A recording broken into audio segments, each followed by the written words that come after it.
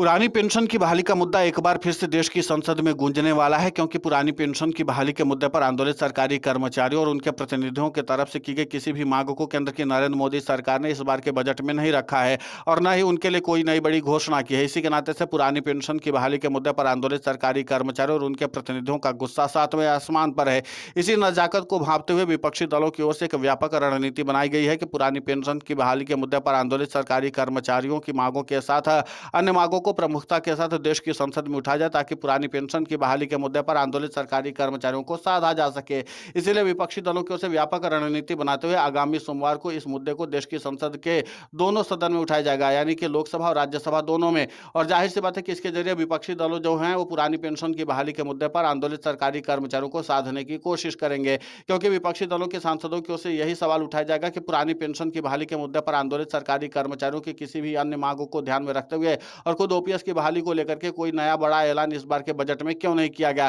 सरकारी कर्मचारियों की बुनियादी मांगों को लेकर के भी केंद्र की नरेंद्र मोदी सरकार ने कोई बड़ा ऐलान नहीं किया है, जिसके नाते से सरकारी कर्मचारियों में भारी निराशा व्याप्त है। तो जाहिर सी बात है कि प्रधानमंत्री नरेंद्र मोदी और वित्त मंत्री निर्मला सीतारमण को इस पूरे मामले पर घेरने के लिए इससे अच्छा मौका कोई उनके हाथ लग नहीं सकता है। इसीलिए पुरानी पेंशन की बहाली के मुद्दे पर आंदोलित सरकारी कर्मचारियों की मांगों को लेकर के विपक्षी दलों की ओर से काफी ज्यादा संजीदगी दिखाई जा रही है। माना जा रहा है कि सपा और कांग्रेस के सांसदों की ओर से संसद के दोनों सदनों में प्रमुखता के साथ इस मुद्दे को उठाया जाएगा और प्रधानमंत्री नरेंद्र मोदी और वित्त मंत्री निर्मला सीतारमण से सीधे तौर पर सवाल किया जाएगा। आपको बता दें कि राष्ट्रपति के अभिभाषण के बाद जब प्रधानमंत्री नरेंद्र मोदी ने धन्यवाद प्रस्ताव पर बोला, तो उसके बाद भी पुरानी पेंशन की बहाली के मुद्दे पर आंदोलित सरकारी कर्मचारियों और उनकी मांगों को लेकर के कोई भी बात नहीं की है और न ही कोई बड़ी घोषणा का ऐलान किया, जिसके नाते से अब पुरानी पेंशन की बहाली के मुद्दे पर विपक्षी दल और सीधे तौर पर सरकारी कर्मचारियों का गुस्सा सातवें आसमान पर जा चुका है। और इसीलिए पुरानी पेंशन की बहाली का मुद्दा एक बार फिर से हवा देने के लिए सीधे तौर पर विपक्षी दलों के सांसदों की ओर से नई रणनीति बनाई गई है।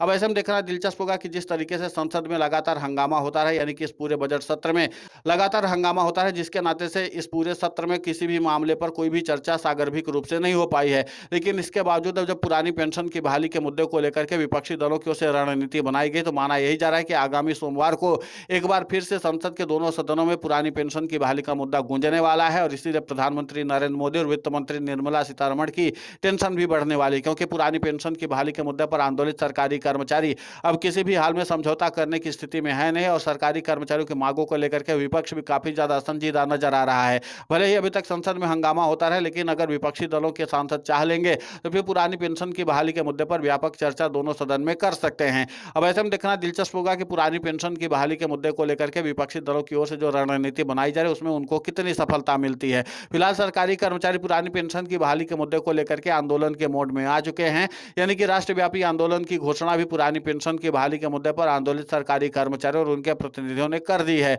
उन्होंने कहा है कि हम राष्ट्रव्यापी आंदोलन के जरिए प्रधानमंत्री नरेंद्र मोदी और वित्त मंत्री निर्मला सीतारमण को झुकाने की पूरी कोशिश करेंगे, लेकिन इसके पहले पुरानी पेंशन की बहाली के मुद्दे पर व्यापक चर्चा भी हो जानी चाहिए। इसके लिए पुरानी पेंशन की बहाली के मुद्दे पर आंदोलित सरकारी कर्मचारियों और उनके प्रतिनिधियों की ओर से लगातार अपनी बैठकों का दौर शुरू कर दिया गया है। माना यह जा रहा है कि आगामी समय में जो पुरानी पेंशन की बहाली के मुद्दे पर राष्ट्रव्यापी आंदोलन होने वाला है, उससे पहले सरकारी कर्मचारियों की ओर से जो पुरानी पेंशन की बहाली के मुद्दे पर आंदोलित है, वो पहले ब्लॉक और जिला स्तर से लेकर के संभाग स्तर तक में अपने आंदोलन को गति देने की कोशिश करेंगे और इसके बाद राज्यों की राजधानी का भी घेराव करेंगे, यानी कि राज्यों के विधानसभा से लेकर के राज्य के मुख्यमंत्रियों को भी इस पर दबाव में डालने की कोशिश करेंगे और इसके बाद पुरानी पेंशन की बहाली के मुद्दे को लेकर के सीधे राष्ट्रीय राजधानी दिल्ली की ओर कूच करेंगे। तो कुल मिलाकर के यह है कि पुरानी पेंशन की बहाली के मुद्दे पर आंदोलित सरकारी कर्मचारियों और उनके प्रतिनिधियों ने साफ तौर पर इस बात का ऐलान कर दिया है कि अब पुरानी पेंशन की बहाली के मुद्दे पर आर या पार की लड़ाई लड़ी जाएगी। और इसी के साथ हम बताना चाहते हैं कि पुरानी पेंशन की बहाली के मुद्दे पर आंदोलित सरकारी कर्मचारियों ने इस बात का भी ऐलान कर दिया कि 2026 में पुरानी पेंशन की बहाली होकर के रहेगी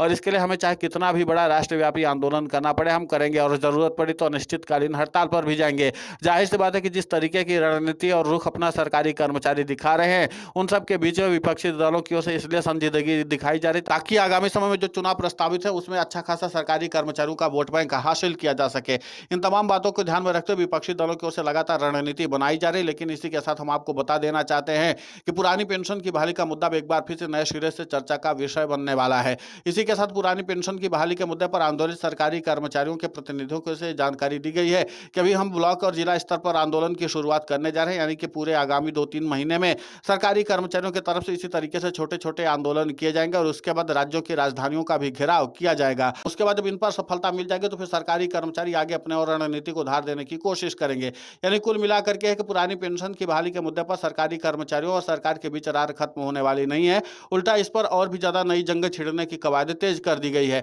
अब ऐसे में देखना दिलचस्प होगा कि जिस तरीके से पुरानी पेंशन की बहाली के मुद्दे पर आंदोलित सरकारी कर्मचारियों ने एक बार फिर से अपनी रणनीति का ऐलान कर दिया है और जिसके नाते से केंद्र की नरेंद्र मोदी सरकार के ऊपर दबाव बढ़ रहा है, उन सब के बीच में अगर विपक्षी दलों के सांसदों की ओर से इस मुद्दे को उठाया जाता है और फिर इस पर सवाल जवाब किया जाता है, तो फिर जाहिर सी बात है कि यह मुद्दा और भी ज्यादा गरमाने वाला है। फिर इसको नियंत्रित कर पाना भी बहुत ज्यादा मुश्किल हो जाएगा। इन्हीं बातों को ध्यान में रखते हुए विपक्षी दलों की ओर से अब लगातार इस पूरे मामले पर कवायद की जा रही है। माना जा रहा है कि सपा और कांग्रेस के जो सांसद है प्रमुखता के आधार पर पुरानी पेंशन की बहाली के मुद्दे को उठाएंगे और सीधे तौर पर प्रधानमंत्री नरेंद्र मोदी से सवाल जवाब किया जाएगा। क्योंकि सरकारी कर्मचारियों को अभी तक इस बात की उम्मीद थी कि प्रधानमंत्री नरेंद्र मोदी ने भले ही सरकारी कर्मचारियों के लिए बजट में कोई प्रावधान न किया हो, लेकिन जब राष्ट्रपति के अभिभाषण पर धन्यवाद प्रस्ताव पर बोलेंगे प्रधानमंत्री नरेंद्र मोदी, तो सरकारी कर्मचारियों के लिए कोई बड़ा ऐलान कर सकते हैं। और अगर सरकारी कर्मचारी इस बात को उम्मीद लगा करके बैठे थे, लेकिन प्रधानमंत्री नरेंद्र मोदी ने सरकारी कर्मचारियों को इस बार भी निराश किया है। बजट में प्राथमिकता न मिल पाना और इसके बाद नई घोषणा न होना सरकारी कर्मचारियों के लिए निराशाजनक स्थिति बन गई है।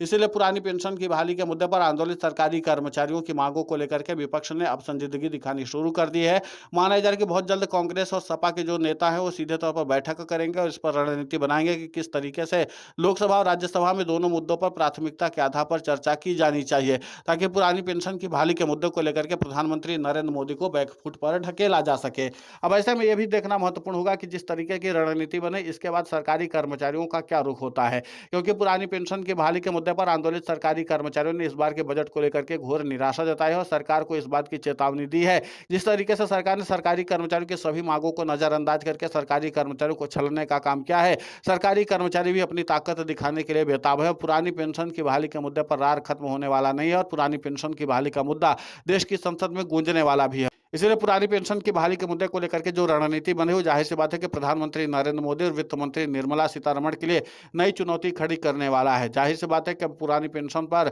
नई तरीके का जब संग्राम छिड़ेगा तो फिर प्रधानमंत्री नरेंद्र मोदी और वित्त मंत्री निर्मला सीतारमण को इस पर जवाब देना तो पड़ ही जाएगा, क्योंकि अब सीएपीएफ के जवानों से लेकर के अन्य सरकारी कर्मचारी सीधे तौर पर पुरानी पेंशन की बहाली के मुद्दे पर सरकार के साथ दो दो हाथ करने के लिए आमादा हो चुके हैं और इस बात का ऐलान सरकारी कर्मचारियों ने बहुत पहले ही कर दिया था। अब विपक्षी दलों की ओर से लेकर के तमाम तरह की जो रणनीति बन रही है वो प्रधानमंत्री नरेंद्र मोदी के लिए नई चुनौती बनेगी। फिलहाल इस पूरे घटनाक्रम को लेकर के आपकी प्रतिक्रिया बहुत महत्वपूर्ण होती है, आप हमें कमेंट करके जरूर बताएं। साथ ही पुरानी पेंशन की बहाली के मुद्दे पर हम लगातार आंदोलित होकर के खबरें चला रहे हैं। आप हमारे समर्थन के लिए चैनल को सब्सक्राइब करें, खबर को ज्यादा से ज्यादा शेयर करें ताकि पुरानी पेंशन की बहाली का मुद्दा और बुलंद हो।